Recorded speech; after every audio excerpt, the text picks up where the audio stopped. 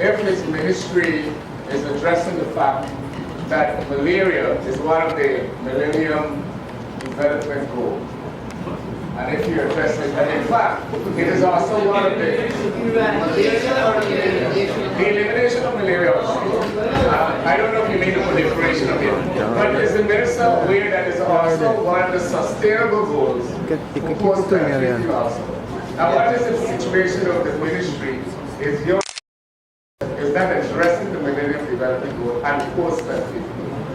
Mr. Chair, along I think this will put painful end to what's happened. I just said that because of the powerful flagship programs that are now money, because we want to maintain those gains, we are having this sudden spurt, this sudden increase. And there's some flagship things that we did. Distribution of 50,000 bed nets, treated bed nets, specially treated bed nets. This year we already have three containers in our stockyard of treated bed nets. The introduction of ORTEM and so on. So yes, we recognize that, and the GF, the Global Fund, has been working with Ghana, not for 1 year, not for 2 years, but for several years, as an indication of commitment to that. So yes, we are reducing the incidence of malaria. We have challenges because of the mobile nature of our borders, for example, people come and go where they like, and compliance. But that is why the training has to be taken over from the foreign sources to maintain those high levels of success. Okay? There are other success. I put the question, and that is that we approve the estimates for current expenditures, Ministry of Health, Program 472. Those in favor say aye. Those against say no. The ayes have it. These form part of the estimates. Turn your attention, please, members, to page 443. As I propose that the capital expenditures for diseases control rather, be considered by the committee. Dr. Norton. Mr. Chairman, Project Code 250-1900, Equipment Medical.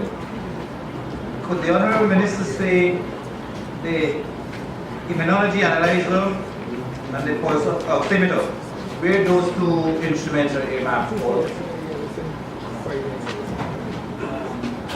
National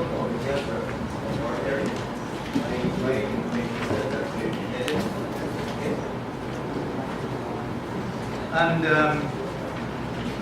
underline for the code 240-4500, the bus that is supposed to be purchased there, and that's earmarked for and the purpose.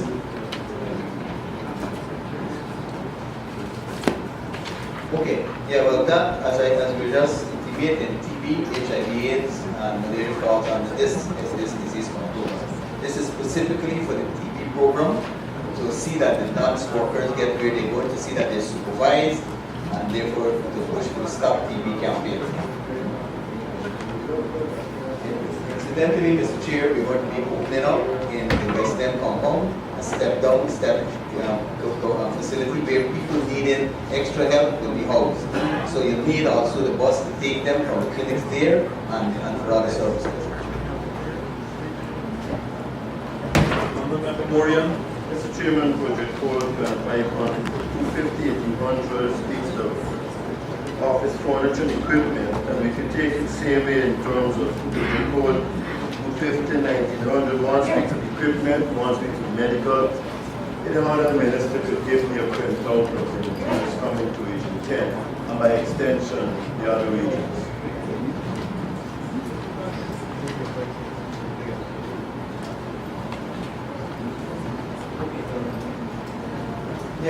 Yes, Honourable, we could definitely do that. Okay, we can definitely. Thank you very much. Honourable members, I'd like to put the question that is that we approve the capital expenditures, Mr. Corridor. I follow the 1900. Honourable Minister, would the purchasing of medical equipment include dengue testing equipment? Because there are shortages in Maruka and Ban and those places, and dengue is rampant, although when the ministry would say it's not rampant. People are dying. Okay, that is a good question, especially since dengue is one of the diseases we have to fight against, like malaria. But it doesn't fall under this section. That is testing kits.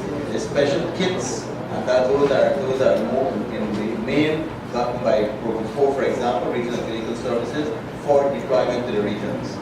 Okay? That is the recurrent budget. That is not the capital budget. That is supplies, expendable stuff. Medical supplies, laboratory supplies, and so on.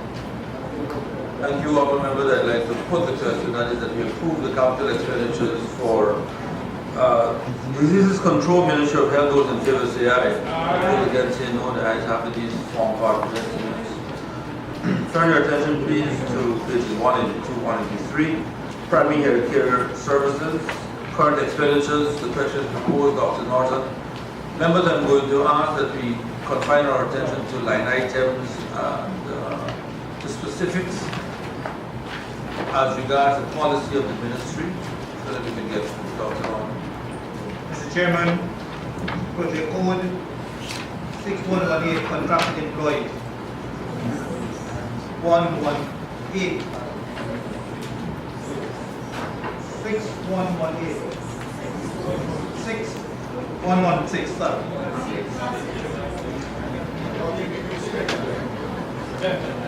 There is an increase of 3 persons, 3 staff, but there is a corresponding increase of 16 million with regards to wages and salaries.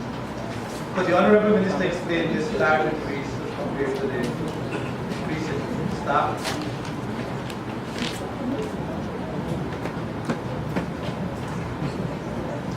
Okay, Honorable. Basically, that reflects the increase in employment of 3 dental surgeons.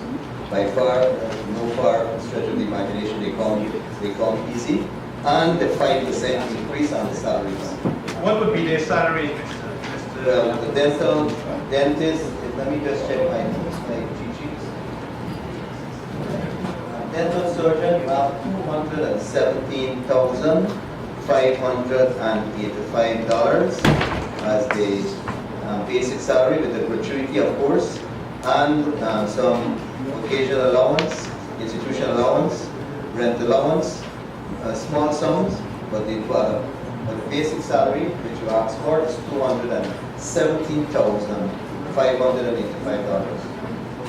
Mr. Chairman, even if it's 3 million a year, that can't bring us to 17 million quotas for those 3 employees. Even with a law. Well, I'm relying on my hard-working planning division, which we've strengthened recently with the 3 counties. So I would suggest that we get that this is.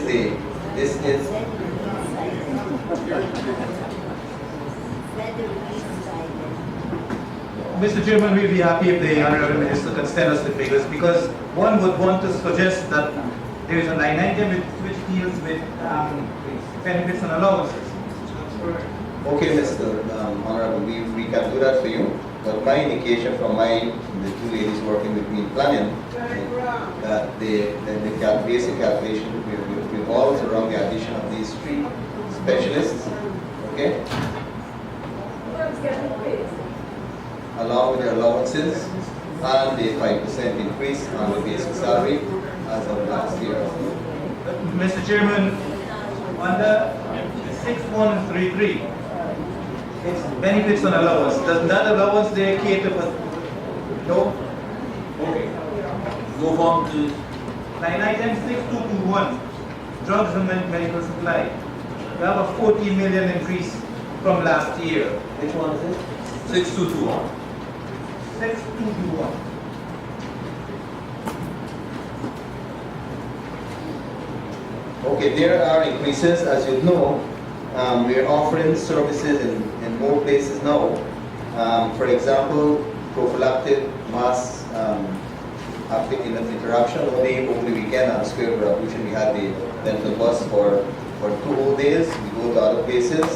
So that is, we'll be having the need for more consumables, and that's why under this line item we find in, for example, dental supplies. There will be more dental supplies being bought under this line item because dentistry or health falls under this aspect of it.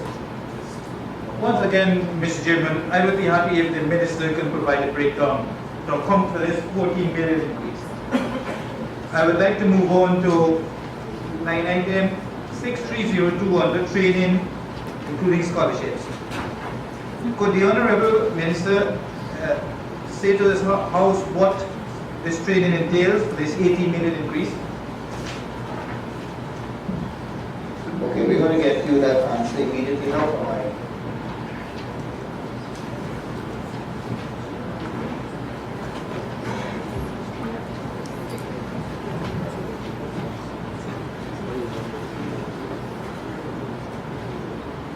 Okay, now in this year, we are, as been saying more and more in our strategic documents, we are going to be promoting a prophylactic approach to health. We're going to be having review meetings with the regional health officers. Also, we're going to be having level of workshops to upgrade the skills of all levels of healthcare providers, especially those in the MCH, the maternal child health programs, the EPI workshops, and for adolescent health. Adolescent health has been a recent addition to, relatively recent addition to the Ministry of Health. We had had it in abeyance for some time, and because of that, we're going to be reaching out more and more to more and more persons, more and more entities, for example, schools. Health promotion is going to be emphasized. These are some of the areas where we will definitely have demands, more demands. Drug demand working in prisons or working against drug demand in prisons. Such things will be falling under this increase. Dr. Norton. Other members, I put the question that we approve the estimates for Program 473 primary care current expenditures. Those in favor say aye. Those against say no. The ayes have it. These form part of the estimates. Turn your attention please to page 443. And I propose your consideration the capital expenditures for primary health care services. Dr. Norton. Mr. Chairman, under item code 2501900, could the Honourable Minister say the dental chairs, how many and where they are marked for? The chairs are earmarked for the Chedi Jagan Dental School, Dental Center, and the Mahaika Health Center. Yes, sir, I'm the one classified. Honourable members, Dr. Norton. Honourable members, I put the question that is that we approve the capital expenditures for Program 473, primary health care services. Those in favor say aye. Those against say no. The ayes have it. Thank you. Please turn your attention to pages 184 and 185 as I propose your consideration the current expenditures for regional and clinical services, Ministry of Health. Dr. Norton. Mr. Chairman, could the Honourable Minister, under temporary employees, there is an increase of 58 million and line item 6117. But we have a difficulty here with the numbers you have in the staffing detail. Could the Honourable Minister explain this?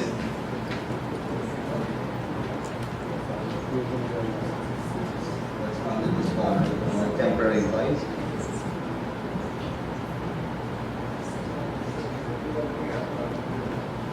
Okay, I'm advised that this caters basically for the 147 Cuban doctors,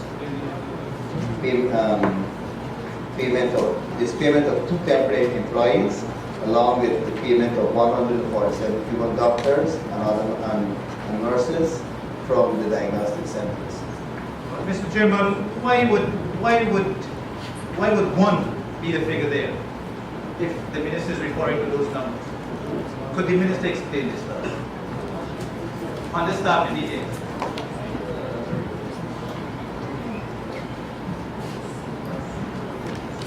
Yes.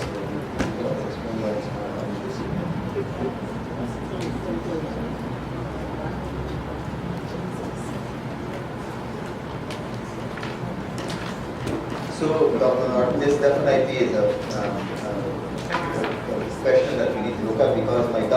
here's that one temporary employee, the explanation, the big explanation, plus, which is not reflected here because apart in our classification, human doctors are classified as temporary workers. We will talk medical educators. We get temporary, not in our system. So this should probably be more reflective of that. Instead of the one Guyanese, plus the 147 human doctors. Likewise, Mr. Chairman, there is an increase of 250 to contracted employees. This amount, could the Honorable Minister explain, especially compared to last year? Okay, that's another good question. Now the Guyanese who came back from Cuba are more permanent. The contracts are more permanent. Therefore, these 280 approximately additional doctors employed by the health center and their increase of 5% is the main driver for this. And therefore, that the gratuity and the other aspects of the emoluments will fall under this head. Okay? Mr. Chairman, under line item 6133, benefits and allowance. Here we have an increase from last year of 24 million. Could the Honorable Minister tell us why this large increase? Okay, as I pointed out to you, there's a larger workforce. We can get more stuff, more things done now. But that demands that they be given these allowances, they be given some other things when they go off on outreaches, which are happening more frequently. I have invented the same more services to more people at more times in more places and more personnel. But that also has a cost. And in some cases, people is not salary. There are other things that go. Mr. Chairman, under all goods and services purchased, line item 6284, others. Could the Minister explain the expenditure of $45 million, even if it has to be in a written form, in order to save time? But to explain Yeah, we definitely will do that, but this again goes to the fares and different things for the humans in the wider system, in the diagnostic and treatment centers, diamond universal program, and the human nationals. Mr. Chairman, could the Honourable Minister explain if these doctors only come this year, or they were there last year and the year before, and yet we have this increase?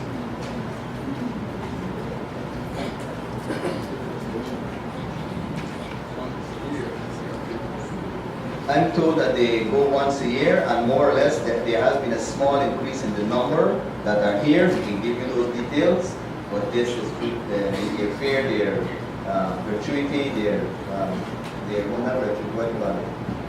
fare and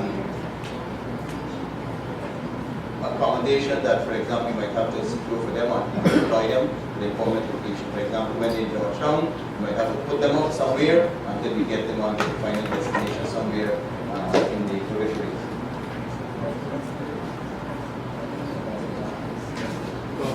Ramaya and then Ms. Wade. Dr. Ramaya. Speaker, item 6221, drugs and medical supplies. Mr. Speaker, again, we have an increase of $185 million for this year compared to last year. And as I've indicated earlier, that the regional hospitals, from my experience, Berbice as a whole had shortages of drugs last year. I would like to ask the Minister what percentage of this drug and supplies will be given to Region 6, the regional hospitals, so that the people can be facilitated without going to the drugstore with prescriptions. Okay, I won't be able to give you a percentage now. We can try to calculate that. But the system works on, is driven by the demand, what workers or any SUP was sent for, according to the other explanation I just gave. We will respond to that. There are difficulties sometimes. If I'm allowed to be expansive, workers will be demanding, for example, that we send them down to the end user, whereas we are initially sending them to a center in Amsterdam. So they have difficulties sometimes in onward mobility. But I too have been going to workers regularly, and I have also had an indication that things are not as chaotic or as chaotic as you might think. it is that will be used. However, Mr. Chair, sometimes there are human errors. There are sometimes not the best practices in sending out information, not only in Region 6 but in other regions. But we are addressing that. By and large, there is no shortage of drugs at the national board. No. So we are looking at how we can get them done more efficiently, more quickly to the end user.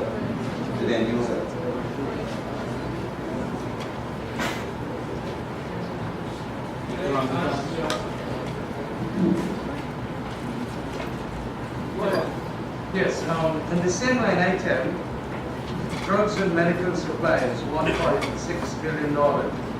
Again, I ask the question, is the majority here of these supplies being supplied by UGPC? And what's the percentage? Well, for this particular item, if it's for this year, I think they will have to go through the usual tender process and so on. Historic data show that UGPC gets a significant slice of the pie. As I said before, we can probably try within a reasonable space of time to get that when we spoke on the hospital. But historically, there are a few entities we gave you, like the IDA, Medifarm, UGPC, and others, they bid, and who wins the bid get the award. In relation to winning the bid, the last NPTAB national the tender board, they have made certain qualifications that is going to ensure that new GPC win because of the, is that, please, because that is the criteria that we saw as the guidelines, and you have to have over a certain set of, are we going to have any change of those criteria? Well, that is a very many questions in one answer. So I need to probably look at it now in a little more expanded light. The tender for drugs, the tender process is handled by the National Tender Board. What process is there, the Ministry of Health follows that as any other entity in the public sector. And who wins the bid depends on the evaluation criteria that comes up with that process. It has been it could be challenged, there's ways of challenging it, and I know in the recent past there have been such challenges. They could be mounted with a system where they could be challenged, and if there's any untoward on anything that should be, that process can be used to expose it. For example, documents have to be filled correctly and meticulously. If a document is not filled properly, regardless of what other claim you think you have, your facility or your company cannot be tick that little box, evaluator's box, right? Could we get, just like you promised in the public hospital, a list of the items sold and the price per unit for the ministry here, from GPC, new GPC? I suppose that can be done because we have to pay them somehow, so there must be some record there. That can be done. They give us some reasonable time to get that done. So my PS, the council gentleman here, will take notes and we will make sure that this thing happens. Right? Okay? Sooner rather than later. Dr. Amaya, then I come to Mr. Williams. Mr. Speaker, on the same point, I kindly ask the minister if the very information that Honorable Mr. Ramkatan asked, whether the other companies we can have their source also reveal to us in terms of competitive, the pricing of the drugs. You mean all those who bid or all those who won bid? Who supply, Mr. Chair? Okay, well, I suppose it can be a comprehensive package. It can be done for one and it's supposed to be done for all. Mr. Williams, Deputy Speaker, sir. Mr. Williams. This last step. Like it's on the last. Oh, but, sorry. On for some time, I didn't want you to feel that you weren't, recognizing you. Honourable members, I'd like to put the question that we approve the current expenditures for primary health care services, program 473. Those in favor say aye. Aye. Those against say no. The ayes have it. These form part of the estimates. Members, I need to start. sorry, Regional Health and Clinical Services, my apologies, 474. For the correctness of it, I think I should put the question again. I propose that we approve the current expenditures for Regional and Clinical Services, Program 474, for the Ministry of Health. Those in favor say aye. Aye. Those against say no. The ayes have it. These form part of the estimates. Members, I perceive that we can take a break now.